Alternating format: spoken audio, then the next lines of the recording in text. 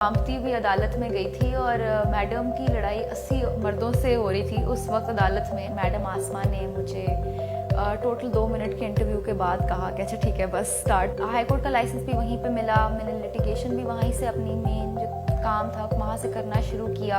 Human rights का काम करने में पाकिस्तान में चैलेंजेस क्या क्या आते हैं? जजेस को भी इतना आइडिया नहीं है कि ह्यूमन राइट्स ये जजमेंट्स जिस तरह से लिखी जाती हैं वो कैसे लिखी जाती हैं। शिवनिंग ने मुझे वो मौका दिया कि मैं वापस आई तो मुझे फील हुआ कि मैं काफ़ी हद तक बदल गई। उसी क्लाइमेट में मैं एक डिफरेंट इंसान वापस आई हूँ।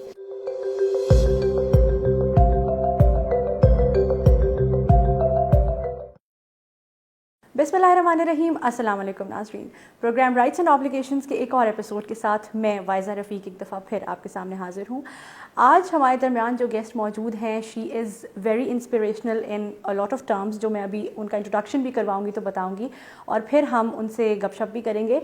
She is a human rights lawyer in Pakistan, she is अचीवनिंग scholar as well, और उसके अलावा बहुत एक्टिवली लिटिगेट भी करती हैं, बहुत बड़ी बड़ी लॉ फर्म्स के साथ अफिलिएटेड भी रही हैं। और एक बहुत ख़ास चीज़ जो मैं मेंशन करना चाहूँगी स्पेसिफिकली उनके बारे में is that she has had the privilege of working with miss Asma Jahangir as well. तो वेलकम करते हैं नूर एजाज को। अस्सलाम वालेकुम नूर, thank you very much for coming. बहुत बहुत शुक्रिया। कैसी हैं आप? बिल्कुल ठीक, thank you so much for having me and it is a pleasure to be on this show. नहीं, it's an honor to have you. Noor, human rights की प्रैक्टिस करती हैं आप और पाकिस्तान में ह्यूमन राइट्स की प्रैक्टिस करती हैं। ह्यूमन राइट्स को ही क्यों चुना? बचपन से आई थिंक मुझे काफ़ी एक मैं पैशनेट थी कि मैं किसी तरह से लोगों की हेल्प कर सकूं। तो बचपन से ही एक आदत सी थी कि चैरिटी वर्क या फिलैंथ्रोपी का काम करती रहूं। तो जब करियर चूज़ करने की बारी आई तो फिर सोचा यही कि कोई ऐसी चीज़ या कोई ऐसा डिग्री की जाए, कोई ऐसी डिग्री की जाए जो इस फिलैंथ्रोपिक ये जो एक मेरे में है काम करने की एक पैशन है वो उसको आगे लेके जा सके। तो उसके हिसाब से फिर वकालत ही मुझे समझ आई कि वो ऐसा पेशा है जिसके ज़रिए मैं लोगों की मदद कर सकती हूँ अपने एक पर्टिकुलर स्किल सेट से।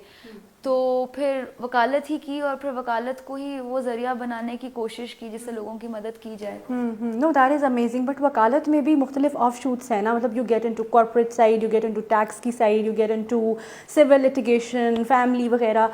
उन सब चीज़ों में भी जो कि शायद सेफ़र ऑप्शंस भी हैं इन अ वे, उन सब को छोड़ के आपने ह्यूमन राइट्स को चूज़ किया और आपने फिर ह्यूमन राइट्स में ऐसे कुछ सेंसिटिव इश्यूज़ भी बहुत उसमें इन्वॉल्व होते हैं तो उनको आपने चूज़ किया। तो उस पर्सपेक्टिव से I would want to know कि भाई ह्यूमन राइट्स डर नहीं लगा? नहीं, डर नहीं लगा। डर शुरू में लगा जब मैं मैडम आसमा के साथ थी तो मेरी बिल्कुल पहली हियरिंग थी एक बड़े नामवर पॉलिटिशियन के केस में। एंड मुझे याद है कि मैं 21 साल बिल्कुल कांपती हुई अदालत में गई थी और मैडम की लड़ाई 80 मर्दों से हो रही थी उस वक्त अदालत में। और वो बाद में इस बात का बहुत मजाक उड़ाती थी कि सबको देखना जैसे नूर किस तरह कांप रही थी। लेकिन आई थिंक वहाँ से काफ़ी एक स्ट्रेंथ मिली कि घबराना इज़ नॉट एन ऑप्शन। कि आप घबराएंगे तो आपको घबराया जाएगा, मतलब आपको इंटिमिडेट किया जाएगा, आपको और इंटिमिडेट करेंगे। आप घबरा भी रहे हों तो इंटिमिडेशन वाजे करना एक ऑप्शन नहीं है। तो वहाँ से मैंने ये स्ट्रेंथ अपनी ड्रॉ की। एंड आप बिल्कुल सही बात करें कि ऑफशूट्स वकालत की बहुत ज़्यादा हैं। एंड करंटली मैं सिर्फ ह्यूमन राइट्स का काम नहीं करती, मैं और भी तरह का काम करती हूँ। मैं काफ़ी इंटरेस्ट भी रखती हूँ उस तरह के काम में, लीगल थियरी में, कॉर्पोरेट वर्क में। लेकिन वो सारे ऑफशूट्स भी इम्पॉर्टेंट हैं, लेकिन ह्यूमन राइट्स पे पर्टिकुलरली काम करना इसलिए ज़रूरी है क्योंकि किसी तरह से हमें वो स्पेस बरकरार रखनी है अपनी अदालतों में, अपनी वकला के दिमाग में कि कोई है जो कि आवाज़ उठाने को अनकंडीशनली रेडी है। बिल्कुल बिल्कुल ठीक बात है।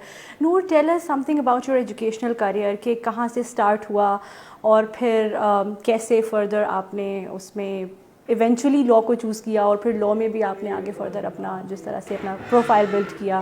تو میں نے اپنا LLB university of London international programme سے کیا تھا. ٹھیک ہے.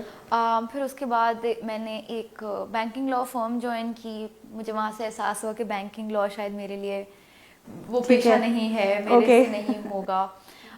میں پھر میڈم آسما کے پاس گئی اور میڈم آسما نے مجھے ٹوٹل 2 منٹ کے انٹرویو کے بعد کہا کہ اچھا ٹھیک ہے بس اسٹارٹ. تو اینڈ وہاں سے پھر آغاز ہوا پریکٹس کا.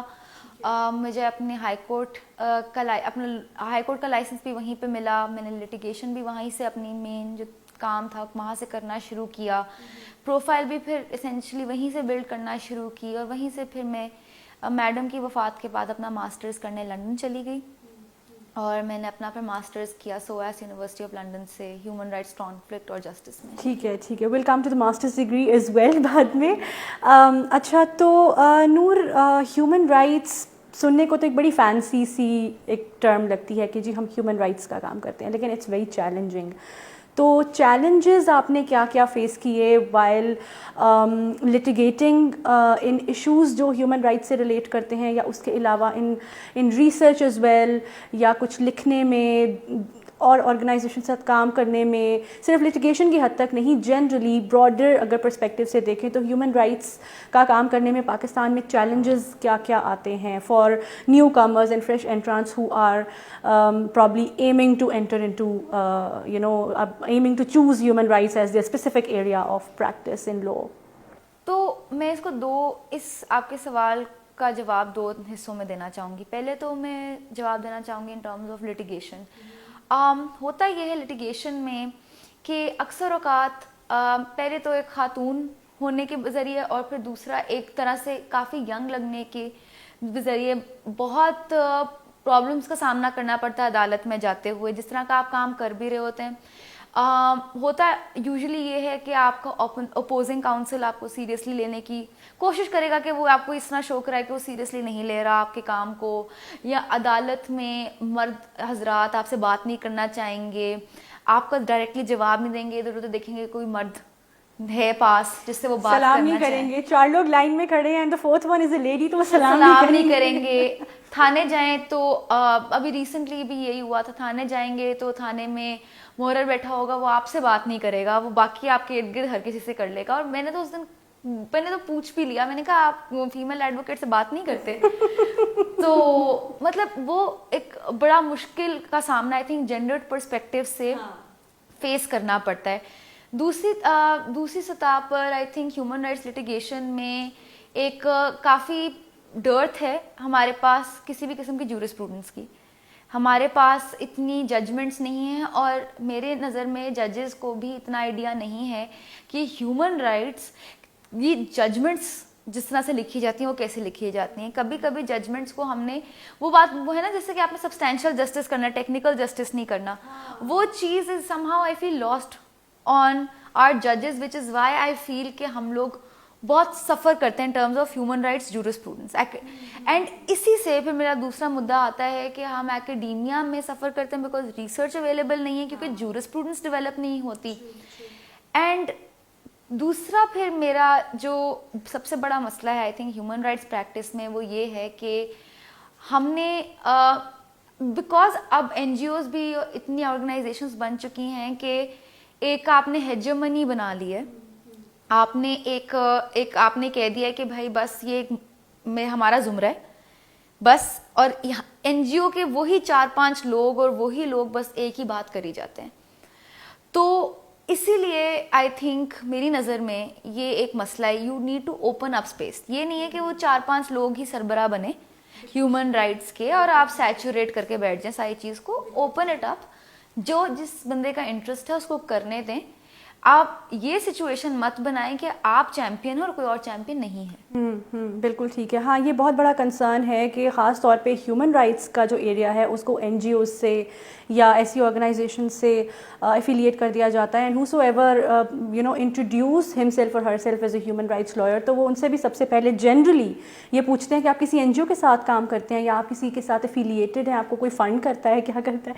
تو یہ اس طرح کی چیزیں ہیں. بالکل نور, اپرچونیٹیز ہیں پاکستان پاکستان میں if somebody wants to start human rights litigation, تو کیا کیا اپرچونیٹیز ہیں؟ ہیومن رائٹس میں بھی بہت سے طریقے ہیں ہیومن رائٹس کو پریکٹس کرنے کے، it's not just litigation, right? تو کیا کیا چیزیں ہیں جو ینگسٹرز کر سکتے ہیں، یا جو for example if somebody is not comfortable with litigation perhaps، تو اس کے لیے کیا ایسی چیزیں ہیں جو وہ ہیومن رائٹس میں کریں؟ پہلے تو آئی تھنک میں اس بات کی کلیریفیکیشن کرنا چاہوں گی کہ ہیومن رائٹس لٹیگیشن پر سے ہمارے پاکستان میں کرنٹلی ایگزسٹ نہیں کرتی. وہ اسی لیے ایگزسٹ نہیں کرتی کیونکہ وہی بات ہے کہ جورسپروڈنس اتنی ڈیولپ نہیں ہوئی، اور secondly human rights spell over کرتی ہے بہت سے ڈفرینٹ لیگل ایسپیکٹس میں. تو کانسٹیٹیوشنل لا کے ذریعے بھی آپ ہیومن رائٹس کی لٹیگیشن کر سکتے ہیں، فیملی لا کے تھرو بھی، کرمنل لا کے تھرو بھی. تو مطلب دیر از ناٹ امپلائمنٹ لا کے تھرو بھی، so there is not one particular field جس کو آپ کہو کہ ایکسکلوسیولی ہیومن رائٹس ہے. So there are many things that can be human rights work. تو اس طرح سے اپرچونیٹیز ڈپینڈ مارکیٹ وائز. پھر میرا نیکسٹ پہ یہی ہوتا ہے کہ جیسے فار ایگزامپل کرمنل لا میں لڑکیوں کا اسپیشلی اتنی لڑکیاں نہیں پریکٹس کرتی کرمنل لا، تو اس میں بہت اسکوپ ہے اگر کسی کو انٹرسٹ ہے. امپلائمنٹ اینڈ لیبر لا بہت اپ اینڈ کمنگ ایک آپ کی فیلڈ ہے، اس میں آپ اپنا کریں، انٹرسٹ ڈیولپ کریں. اور دوسری بات، جب لڑکیاں بھی لڑکے بھی جو بھی ہیومن رائٹس کا کام کرنا چاہتے ہیں، لٹیگیشن کرتے ہوئے کمفرٹیبل نہیں ہوتے، تو میری یوزلی ایڈوائس یہی ہوتی ہے کہ پھر آپ ریسرچ ورک اور کنسلٹنسیز کی طرف دیکھیں. پہلی چیز because legal consultancies and legal research کے لیے ابھی کرنٹلی ڈونرز بھی انٹرسٹ شو کر رہے ہیں، کیونکہ آبویسلی ایک ڈیولپمنٹ کسی طرح کی آرکائیو تو بنانے کی ضرورت ہے، پہلی چیز. اینڈ دوسری چیز، I think we need to have a good mechanism, and I think we need to have a good mechanism to have these placements in one place. Like کہ کون جہاں پہ اپلائی کرنا چاہ رہا ہے. آئی تھنک کہ ہیومن رائٹس اپرچونیٹیز ویسے ہی پاکستان میں ایڈورٹائز نہیں کی جاتی، تو یہ ایک بہت بڑا بیریئر ہے to entry in human rights. ٹھیک ہے. سو نیکسٹ تو بہت سے ینگ گریجویٹس کے پاس آپشن اب تو ہے کہ ڈیولپمنٹ سیکٹر ورک میں جا سکیں. بہت سے فاؤنڈیشنز، بہت سے آرگنائزیشنز ہیں جو ڈیولپمنٹ سیکٹر ورک کرتے ہیں. اور ڈیولپمنٹ سیکٹر ورک سے مطلب میرا ہوگا سروس ڈلیوری جو ہوتی ہے، جیسے فار ایگزامپل پولیس پروسیکیوشن کو ٹرین کرنا، جیسے آپ مینوز ٹرین کر رہے ہیں for the federal judicial academy. So اس طرح کی بہت سی چیزیں ہیں جس سے انٹرسٹ جو ہے آپ کا الائن کر سکتا ہے. تو these are things that you should be looking towards if you do not want to go into litigation. But ultimately میں یہ بھی بات ایک بالکل کرنا چاہوں گی، جیسے میں ابھی کرنٹلی ایک لا فرم میں کام کر رہی ہوں، FG ابراہیم حسین، وہ ایک فل سروس کارپوریٹ لا فرم ہے، لیکن وہ بھی ہیومن رائٹس کا بہت وہ بہت انٹرسٹ شو کرتے ہیں اور کام بھی لیتے ہیں. So I would say that اگر آپ کو لگتا ہے آپ لٹیگیشن نہیں کرنا چاہتے، لیکن don't put your self of in front of any firm that is interested and is willing to teach you or is willing to let you learn human rights from within that firm. تو اس opportunity کو بھی مد نظر رکھ کے اپنی options کو وے کریں. بالکل بالکل بالکل، یہ بہت ضروری ہے. ایک اور بہت امپورٹنٹ چیز، ماسٹرز ڈگریز اور فردر ایجوکیشن جو ہے وہ بھی اس میں نکلتی ہے، جس کی وجہ سے پھر it gives you the opportunity to get in depth research, اور فردر آپ اس میں جاتے ہیں. وہ جو جورسپروڈنس کو ڈیولپ کرنے کی بات کی ہے، it is somehow connected to quality research and data collection as well. تو ماسٹرز ڈگریز میں اور اس طرح کی اپرچونیٹیز میں ہیومن رائٹس پہ ہیں، یا اس میں بھی کمرشل کارپوریٹ سائڈ کو زیادہ پریفر کیا جاتا ہے ود رسپیکٹ ٹو ٹرینڈز جو آپ ینگ گریجویٹس میں دیکھتی ہیں؟ سو ماسٹرز ڈگری کا ہونا نہ ہونا، میرا آئی انڈرسٹینڈ کہ سوال یہی ہے کہ ماسٹرز ڈگری کتنا حد تک آپ کو آگے لے جاتی ہے ہیومن رائٹس. میری نظر میں ماسٹرز ڈگری کا ہونا نہ ہونا کوئی فائدہ نہیں رکھتا کہ کسی بھی ایسے انسان کے لیے جو ہیومن رائٹس کی وکالت پاکستان میں کرنا چاہتا ہے. وہ میں اس لیے کہتی ہوں کیونکہ ہیومن رائٹس کی وکالت کرنے کے لیے آپ کو مینٹل گرٹ شاید ایکڈیمیا میں چاہیے، لیکن آپ کو جو ایکچولی عدالت میں چاہیے نا، وہ وٹ ہے، وہ شارپنیس ہے. وہ آپ کی ماسٹرز ڈگری ہو یا نہ ہو، اس سے کوئی فرق نہیں پڑتا. الٹیمیٹلی آپ عدالت میں اپنے کلائنٹ کے لیے کیا آرگیو کرتے ہیں، اور آپ اپنے ملک کے کلائمیٹ کو کس حد تک سمجھتے ہیں, اپنی باؤنڈریز میں رہتے ہوئے آپ قانون کا استعمال کرتے ہوئے اپنے کلائنٹ کے لیے کس طرح کی رائٹس یا ریلیف دلوا سکتے ہیں, کس طرح کی جورسپروڈنس کرا سکتے ہیں, میری نظر میں وہ ماسٹرز ڈگری ہو یا نہ ہو, وہ ایک وکیل جو کہ کام کرنا چاہتا ہے وہ کرے گا. تو میری نظر میں آپ اگر پریکٹس کر رہے ہیں تو ایک ماسٹرز ڈگری آپ کی نالج میں وہ اضافہ شاید نہیں کرے گا جو آپ ایکسپیکٹ کر رہے ہیں کہ وہ پریکٹیکلی کرے گا. میرے ماسٹرز میں نے ماسٹرز کر کے میں آئی ہیومن رائٹس میں, لیکن میری نظر میں آج بھی بہت ایک اچھا experience in terms of studying تھا, جو چیزیں میں پاکستان میں نہ پڑھ پاتی, لیکن عدالت میں یہ چیزیں نہیں مدد. And that's not only perhaps for human rights, یہ لا کی اور بھی جتنی فیلڈز ہیں اس میں بھی مجھے لگتا ہے کہ شاید کوالیفیکیشن جو ڈگری والی کوالیفیکیشن ہے, ناٹ دا نالج, کوالیفیکیشن جو ہے وہ ایک سرٹن لیول تک تو ٹھیک ہے, لیکن اس کے بعد پھر what matters is practice, especially جب آپ نے لٹیگیشن کرنی ہو, تو یہ تو چیز ہے. So that's very well said. Let's talk about your masters degree. How was your evening experience? No, so my evening experience was excellent.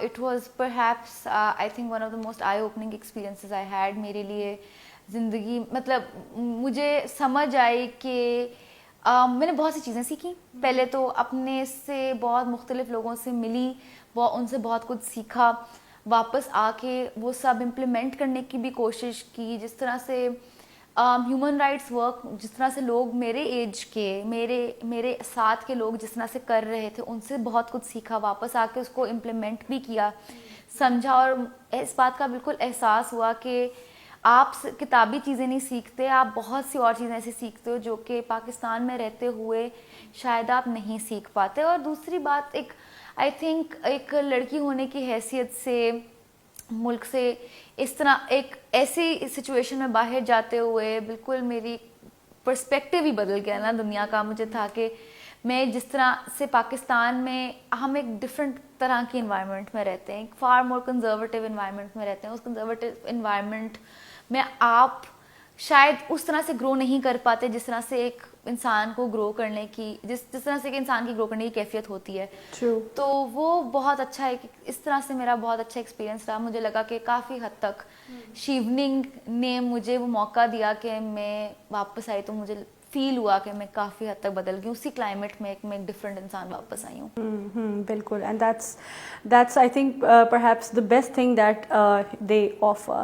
اچھا, کچھ اپلیکیشن پروسیس کے بارے میں generally, because for the people who are watching, اگر وہ application process کے بارے میں آپ کچھ تھوڑا سا بتائیں, and about the scholarship it self, کہ ہے کیا, اپلائی کیسے کیا, ہوا کس طرح سے, because a lot of people in Pakistan want to pursue their master's degree in law, لیکن they don't know about chevening and others, similar scholarships. So since I have the opportunity کہ آپ ہیں یہاں پہ, تو میں ضرور آپ سے یہ پوچھنا چاہوں گی. سو شیوننگ کے لیے آپ کا اپلیکیشن پروسیس بہت سمپل ہوتا ہے. اگست میں اپلیکیشن شروع ہوتی ہے, مطلب ابھی کے ٹائم میں, اینڈ آپ اپلیکیشنس فل آؤٹ کریں تو 500 لفظ ایچ کے 4 ایسے لکھنے ہوتے ہیں جس میں آپ نے بتانا ہے کہ آپ کی لیڈرشپ اسکلز کیا ہیں, آپ کی نیٹ ورکنگ اسکلز کیا ہیں, آپ باہر کیوں جانا چاہتے ہیں, اور کس طرح سے آپ کام, مطلب آپ نے آگے جا کے اپنی ڈگری سے کیا کرنا ہے اس کام کے ساتھ. اور وہ آپ اپلائی کرتے ہیں, نومبر تک ڈیڈ لائن ہوتی ہے. اگر آپ شارٹ لسٹ ہو جائیں تو آپ کی انٹرویو کال آتی ہے, اور انٹرویو کال کے بعد آپ کو پتہ چلتا ہے اگر آپ سکسیزفل ہیں. بالکل ٹھیک ہے. تو یہ تو بہت ہی زبردست اور میرا خیال ہے ریگرس پروسیس بھی ہے کافی. It takes a lot of time and energy as well. Any final advice that you would want to give to fresh law graduates and law students, particularly to those جو human rights میں آنا چاہتے ہیں, وہ کیسے اپنے آپ کو prepare کریں اس particular field کے لیے, because space create کرنا بھی یہاں پہ بہت ضروری ہے, لوگوں کو encourage کرنا کہ وہ آئیں human rights میں, یہ بھی بہت ضروری ہے. تو those who are thinking کہ ہم اس کو کرنا چاہتے ہیں, ان کے لیے کیا bits of advices ہیں؟